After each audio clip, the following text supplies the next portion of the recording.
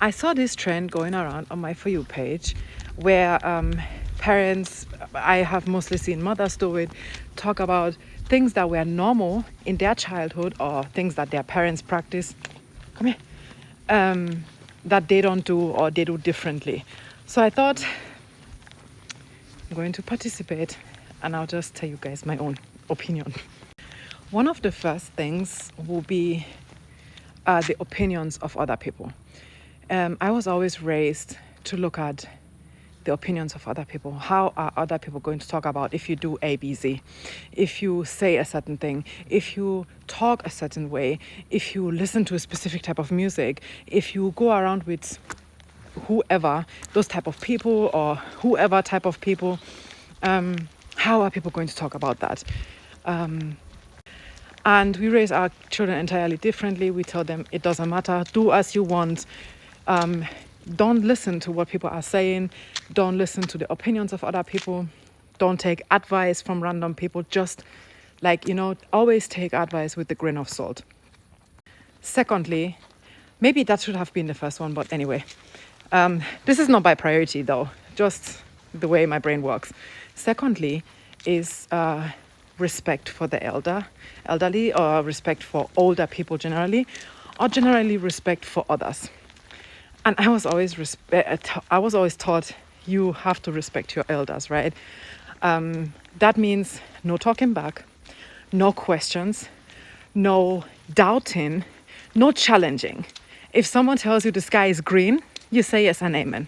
Because the person is older than you, they have more experience than you, they know better than you.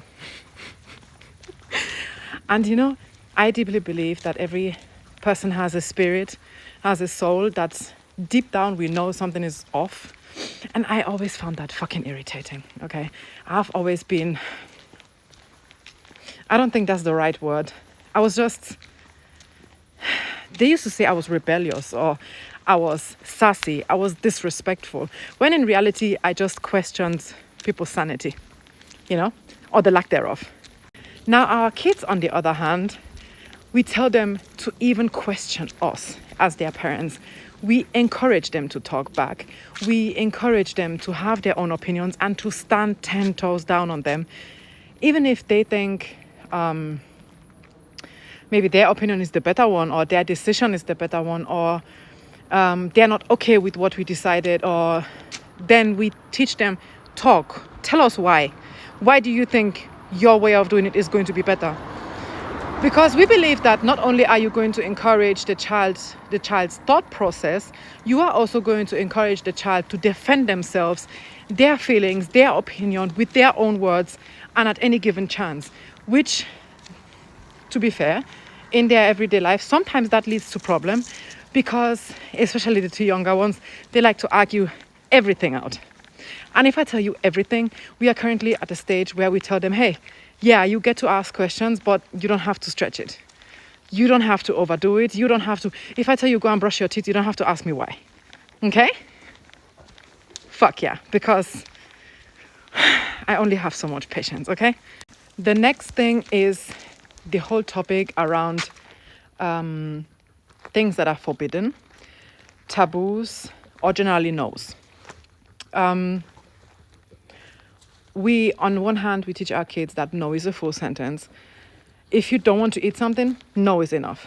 If you don't want to go, no is enough. If you don't want to play a certain thing, wear a certain thing, eat a certain thing, I don't know, whatever it is, no is enough. No is the answer. Because I was always taught, but why? You don't want to, but there has to be a reason why. And I teach my kids the reason is because you don't want to, and that's valid. I don't care what it is. You don't want to wear the jeans? So be it.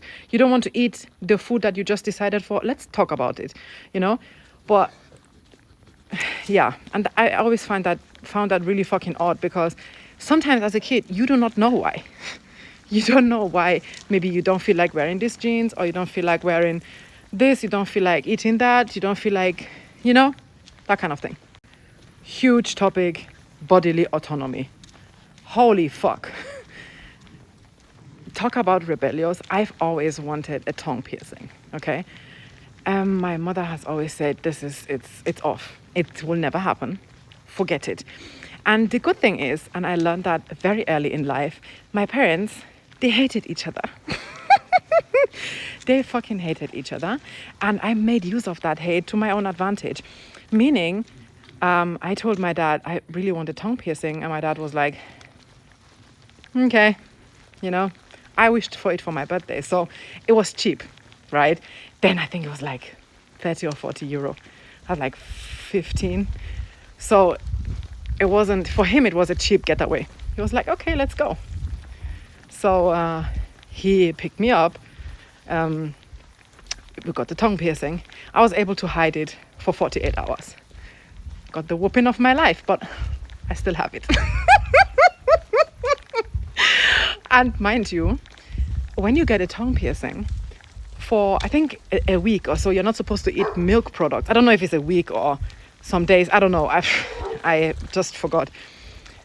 But after my mom found out, she made me eat vanilla pudding. First of all, I fucking hate vanilla pudding. That's point one. Point two, she was like, if I was hungry, right? And I was not allowed to eat anything else but vanilla pudding. And if you eat milk in that crucial stage, your tongue is going to swell up. And the pain was something else. But I pulled through. Right? So I still have it. And for me, I never understood why that was such a big deal. There was simply no explanation as to why this was such a big deal, because she didn't like it. Okay, I get that, but that's about that. There's no reason, okay? Like, okay, I mean, I was 15. You could argue that maybe was a bit early, but that's about that, right? So for me personally, if my kid at 15 wanted a tongue piercing, I really don't give a shit, okay? I will make sure that we go to a good place where you're not going to have any harm. Man, you want it, you got it. I really don't give a shit, okay? It's your body. It doesn't affect me in no way, shape or form. Let's go, okay? The next one was also something that for me, it hurt me a lot, because I always felt like I felt alone, right? And that is believing other people over me, in a sense of, why would they lie, right? There was a very good example of that. And when I was like growing up, there were these chewing gum cigarettes that when you can smoke it, it was a chewing gum but wrapped in like a cigarette. So we were fucking kids, okay? So somebody saw that outside, told our mother that they saw us smoking.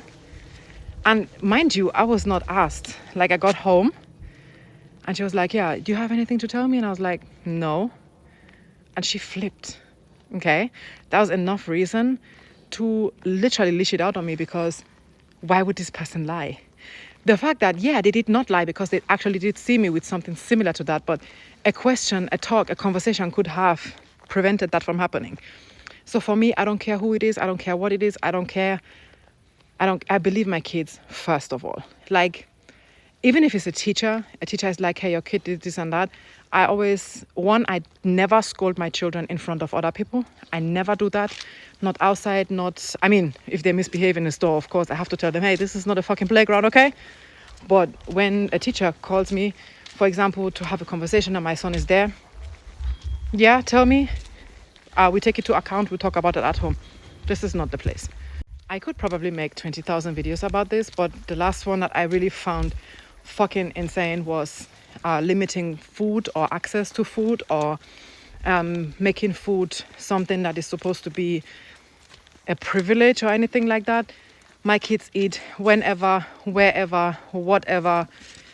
Of course, we have to pay attention to their stomach, so that's clearly not too much. You get the point, right? But I do not restrict them. They can try anything they want. If they don't like it, they don't have to eat it. If they want pizza, and by the time the pizza is ready and they change their mind, we will find a solution, right? After all, the pizza is what, €2? I prefer to throw away €2 than have a lifelong of fucking eating disorder to fix, right? So I think overall, it's just about treating your kids like human beings. Such a wild concept, I know. But that's that.